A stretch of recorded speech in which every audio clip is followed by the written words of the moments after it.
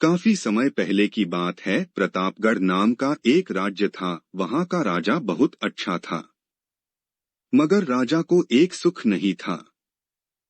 वह यह कि उसके कोई भी संतान नहीं थी, और वह चाहता था कि अब वह राज्य के अंदर किसी योग्य बच्चे को गोद ले, ताकि वह उसका उत्तराधिकारी बन सके और बकागे की बागडोर को सुचारू रूप से चला सके। और इसी को देखते हुए राजा ने राज्य में घोषणा करवा दी कि सभी बच्चे राजमहल में एकत्रित हो जाएं। ऐसा ही हुआ। राजा ने सभी बच्चों को पौधे लगाने के लिए भिन्न भिन्न प्रकार के बीज दिए और कहा कि अब हम 6 महीने बाद मिलेंगे और देखेंगे कि किसका पौधा सबसे अच्छा होगा। महीना बीत जाने के बाद भी एक बच्चा ऐसा था जिसके गमले में वह बीज अभी तक नहीं फूटा था, लेकिन वह रोज उसकी देखभाल करता था और रोज पौधे को पानी देता था। देखते ही देखते 3 महीने बीत गए। बच्चा परेशान हो गया।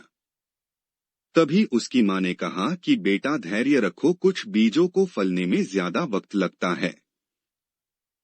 और वह पौधे को सींचता रहा। 6 महीने हो गए। राजा के पास जाने का समय आ चुका था, लेकिन वह डर हुआ था कि सभी बच्चों के गमलों में तो पौधे होंगे और उसका गमला खाली होगा। लेकिन वह बच्चा ईमानदार था और सारे बच्चे राजमहल में आ चुके थे। कुछ बच्चे जोश से भरे हुए थे, क्योंकि उनके अंदर राज्य का उत्तराधिकारी बनने की प्रबल लालसा थी। अब राजा ने आदेश दिया, सभी बच्चे अपने अपने गमले दिखाने लगे। मगर एक बच्चा सहमा हुआ था क्योंकि उसका गमला खाली था। तभी राजा की नजर उस गमले पर गई। उसने पूछा, तुम्हारा गमला तो खाली है। तो उसने कहा, लेकिन मैंने इस गमले की 6 महीने तक देखभाल की है। राजा उसकी ईमानदारी से खुश था कि उसका गमला खाली है, फिर भी वह हिम्मत करके यहाँ आ तो गया। सभी बच्चों के गमले देखने के बाद राजा ने उस बच्चे को सभी के सामने बुलाया। बच्चा सहन गया और राजा ने वह गमला सभी को दिखाया। सभी बच्चे जोर से हंसने लगे।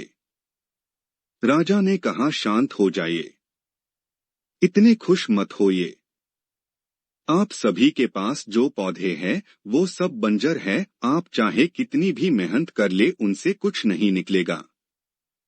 लेकिन असली बीज यही था।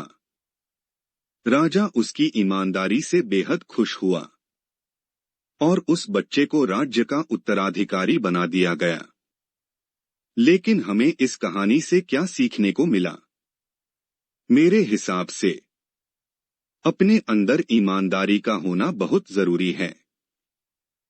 अगर हम खुद के साथ ईमानदार हैं तो जीवन के किसी न किसी पड़ाव में सफल हो ही जाएंगे, क्योंकि हमारी औकात हमें ही पता होती है।